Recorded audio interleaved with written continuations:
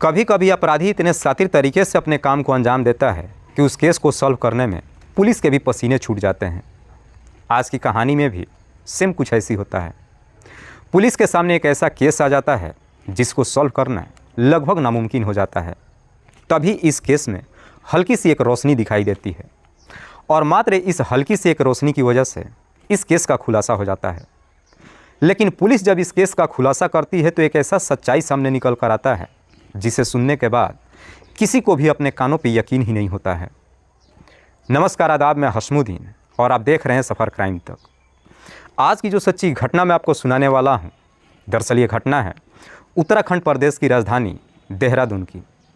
देहरादून का एक थाना पड़ता है रायपुर और इसी रायपुर थाने के अंतर्गत एक गांव आता है सोडा सरोली। बात कर रहा हूं मैं 10 सितंबर 2023 की सुबह 7 बजे के आसपास। दरअसल इसी सोडा सरोली गांव का प्रधान मुकेश कोमेड़ी सुबह सुबह थाने में जाता है और पुलिस वालों से कहता है कि साहब, सिरवालगढ़ इलाके में एक महिला का डेड बॉडी पड़ा है। पुलिस को सुबह सुबह जैसी इस तरह की सूचना मिलती है, पुलिस भी काफ़ी तेज़ी से हरकत में आती है और तुरंत ही अपने टीम के साथ घटनास्थल पर पहुंचती है। पुलिस जब डेड बॉडी को चेक करती है तो मालूम चलता है कि मरने वाली महिला की उम्र लगभग 20 से 22 साल के आसपास है। दरअसल उसके सर पे किसी भारी चीज़ से वार ही नहीं किया गया था, बल्कि उसके चेहरे को भी बुरी तरीके से बिगाड़ दिया गया था, जिसकी वजह से उसकी पहचान कर पाना भी लगभग नामुमकिन था।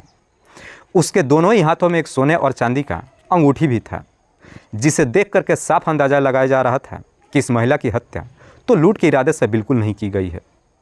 पुलिस जब उस डेड बॉडी के बारे में वहाँ पर मौजूद लोगों से पूछताछ करती है तो कोई भी व्यक्ति उस डेड बॉडी का शिनाख्त भी नहीं कर पाता है। इसीलिए पुलिस सबसे पहले उस डेड बॉडी को अपने कब्जे में लेती है और फिर पोस्टमार्टम के लिए भेज देती है और धारा 302 के तहत अज्ञात अपराधियों के विरोध में मुकदमा दर्ज करती है और इस केस की छानबीन करना शुरू करती है। लेकिन पुलिस के सामने सबसे बड़ा चैलेंज ये हो जाता है कि जब तक मरने वाली महिला का शिनाख्त नहीं हो जाता, पुलिस इस केस में एक कदम आगे नहीं बढ़ सकती थी। इसीलिए पुलिस उस महिला का एक फ़ोटो खींचकर सोशल मीडिया का भी सहारा लेती है। लेकिन इसके बावजूद भी ना तो कोई व्यक्ति थाने में जाता है और ना ही उस मरने वाली महिला के बारे में कुछ पूछताछ करता है। पुलिस भी सोच में पड़ जाती है कि आखिरकार पुलिस अब अपराधी तक पहुंचे कैसे। लेकिन पुलिस भी अपने जीत पर उतर जाती है। पुलिस एरिया के तमाम सीसीटीवी को भी चेक करती है, जिसमें कई सारी गाड़ियां आती जाती भी दिखाई देती है। लेकिन पुलिस को इस रास्ते में भी कोई भी ऐसा ठोस सबूत नहीं मिलता है जिससे पुलिस अपराधी तक पहुँच पाए। इसीलिए पुलिस की अब नज़र डेड बॉडी के कपड़ों पर जाता है। दरअसल महिला ने काफ़ी ब्रांडेड कपड़े पहन रखी थी, जिसे देख करके साफ अंदाज़ा लगाया जाता है कि वो महिला किसी मध्यम वर्गीय परिवार की तो बिल्कुल नहीं रहने वाली है। पुलिस जब उसके कपड़ों को चेक करती है तो मालूम चलता है कि वो कपड़ा जूडियो ब्रांड की है। दरअसल जूडियो ब्रांड के शोरूम इस इलाके में सिर्फ 2 ही जगह पे है, जिसमें से एक है जाखन और दूसरा है किशन नगर। पुलिस अब इस कपड़े के माध्यम से ही अपने टीम को दोनों शोरूम में भेजती है और दुकानदार से ये पता लगाती है कि इस टाइप के कपड़े किन किन लोगों ने ख़रीदा है। पुलिस की टीम जब रामनगर के शोरूम में जाती है और वहाँ के जब दुकानदार से पूछताछ करती है, दुकानदार जब अपनी डिटेल्स को चेक करता है तो पुलिस वालों से कहता है कि साहब, इस टाइप के कपड़े हमने मात्र 8 लोगों को ही बेचा है। पुलिस उन 8 लोगों का डिटेल्स ले लेती है। पुलिस उन 8 लोगों का डिटेल्स ले करके और इधर का जब सीसीटीवी रिकॉर्ड जब चेक करती है, उनमें जितनी भी गाड़ियाँ गई थी इनका सारा जब डिटेल्स चेक करती है तो इन दोनों डिटेल्स में से एक नाम कॉमन निकल जाता है, जिसका नाम है रामेंदु उपाध्याय।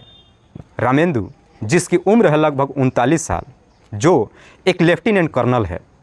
लेकिन पुलिस के लिए ये सबूत काफ़ी नहीं था। लेकिन पुलिस को कहीं ना कहीं रामेंदु के ऊपर शक चला जाता है।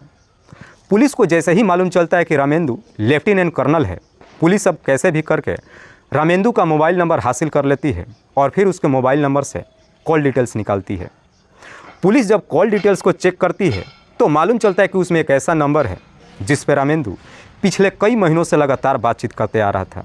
पुलिस जब उस नंबर का डिटेल्स निकालती है तो मालूम चलता है कि वो नंबर किसी श्रेया शर्मा के नाम पर रजिस्टर्ड है। श्रेया शर्मा, जिसकी उम्र है लगभग 21 साल, जो नेपाल के तनहु जिले की रहने वाली है। पुलिस इसी डिटेल्स के आधार पर रामेंदु के घर पर जाती है और उसे अपने कस्टडी में ले लेती है और फिर रामेंदु से श्रेया के बारे में पूछताछ करती है। पुलिस जब रामेंदु से श्रेया के बारे में पूछताछ करना शुरू करती है, रामेंदु तुरंत ही झूठ बोल देता है। रामेंदु पुलिस वालों से कहता है कि साहब, मैं किसी भी श्रेया को नहीं जानता हूँ। लेकिन रामेंदु जैसे इस तरह की झूठ पुलिस वालों से बोलता है, पुलिस को अब पूरा यकीन हो जाता है कि शायद इस केस में रामेंदु जरूर शामिल है। रामेंदु जैसे ही झूठ बोलता है, पुलिस अब उसके मोबाइल का सारा डिटेल सामने रख देती है और फिर श्रेया के बारे में पूछताछ करती है। कहती है कि अगर तुम श्रेया को नहीं जानते हो तो फिर पिछले कई महीने से तुम उससे बातचीत क्यों कर रहे थे। इस पर रामेंदु पुलिस को कोई जवाब नहीं देता है, जिसकी वजह से पुलिस को अब रामेंदु के ऊपर गहरा शक चला जाता है। पुलिस अब रामेंदु से कहती है कि हमारी श्रेया से बातचीत कराओ। पुलिस जब बातचीत कराने के लिए कहती है, अब रामेंदु के सामने भी कोई रास्ता नहीं बचता है और आखिरकार मजबूर होकर अपनी सच्चाई कबूल कर लेता है। रामेंदु पुलिस वालों से कहता है कि साहब, मरने वाली महिला कोई और नहीं बल्कि श्रेया ही है और श्रेया की हत्या किसी और ने नहीं बल्कि मैंने ही किया है। लेकिन रामेंदु जब इस हत्या की पूरी कहानी बताता है तो वाकई में इसे सुनने के बाद किसी को भी अपने कानों पर यकीन ही नहीं होता है। दरअसल इस कहानी की शुरुआत होती है साल 2019 में, जब रामेंदु की शादी सविता से होती है। उस वक्त रामेंदु की पोस्टिंग पश्चिम बंगाल के सिलीगुड़ी में थी। रामेंदु जब सविता से शादी कर अपने घर लेकर आता है, कुछ महीने तक अपने पत्नी के साथ तो रहता है, लेकिन उसके बाद से पश्चिम बंगाल के सिलीगुड़ी में अपनी ड्यूटी पे चला जाता है। लेकिन रामेंदु जब अपनी ड्यूटी पे जाता है, उसके बाद से उसकी पत्नी की काफ़ी याद सताती है। इसलिए रामेंदु अब अपना मन बहलाने के लिए डांस बार में जाना शुरू कर देता है।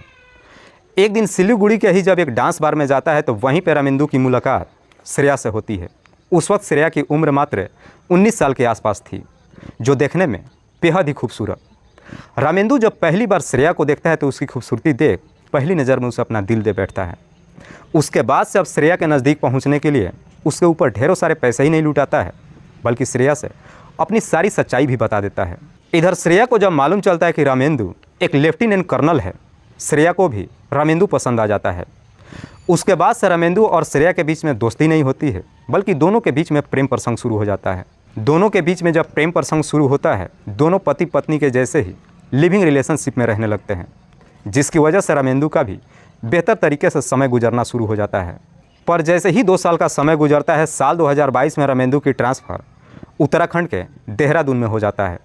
इधर रामेंदु देहरादून में आकर रहने तो लगता है, लेकिन श्रेया की उसे काफ़ी याद सताने लगती है। वो श्रेया के बगैर रह ही नहीं पाता है। इसलिए एक दिन फिर से सिलीगुड़ी में जाता है और श्रेया को भी अपने साथ में लेकर आता है और फिर इसी देहरादून के एक इलाके के होटल में उसे रख देता है। कभी कभी उसके पास मिलने के लिए भी जाता है और कभी कभी अपने घर पे भी जाता है। लेकिन रामेंदु अपना सबसे ज़्यादा समय श्रेया के साथ ही बिताता है। जब बहुत ही कम समय के लिए अपने घर पे जाता है, इस वजह से रामेंदु की पत्नी सविता को अपने पति के ऊपर शक हो जाता है। सविता को जैसे ही अपने पति के ऊपर शक होता है, उसका पीछा करना शुरू कर देती है और आखिरकार एक दिन सविता को रामेंदु की सारी सच्चाई मालूम चल जाता है, जिसकी वजह से अब सविता और रामेंदु के बीच में झगड़े तकरार शुरू हो जाता है। दोनों के बीच में जब झगड़े तकरार शुरू हो जाता है, उसके बाद रामेंदु भी अब श्रेया से मिलने के लिए नहीं जाता है। इधर श्रेया भी अब काफ़ी परेशान रहने लगती है। इसलिए रामेंदु अब श्रेया को समझाते हुए कहता है कि मेरी पत्नी को मेरे ऊपर शक हो चुका है, बेहतर है कि तुम कुछ दिनों के लिए वापस सिलीगुड़ी चली जाओ। जैसे ही मेरी पत्नी का मेरे ऊपर यकीन हो जाएगा, मैं वापस तुम्हें फिर से बुला लूँगा। श्रेया भी रामेंदु की बात मान लेती है और वापस सिलीगुड़ी चली जाती है।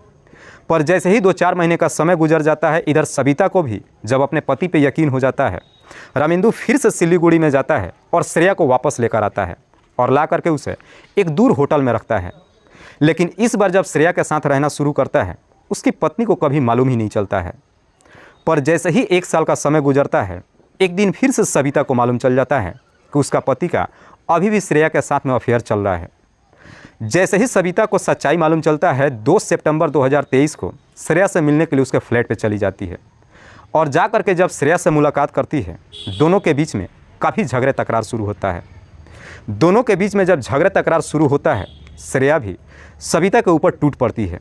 कहती है कि मैं रामेंदु के साथ ऐसे ही नहीं रह रही हूँ, बल्कि वो मुझसे शादी भी करने वाला है।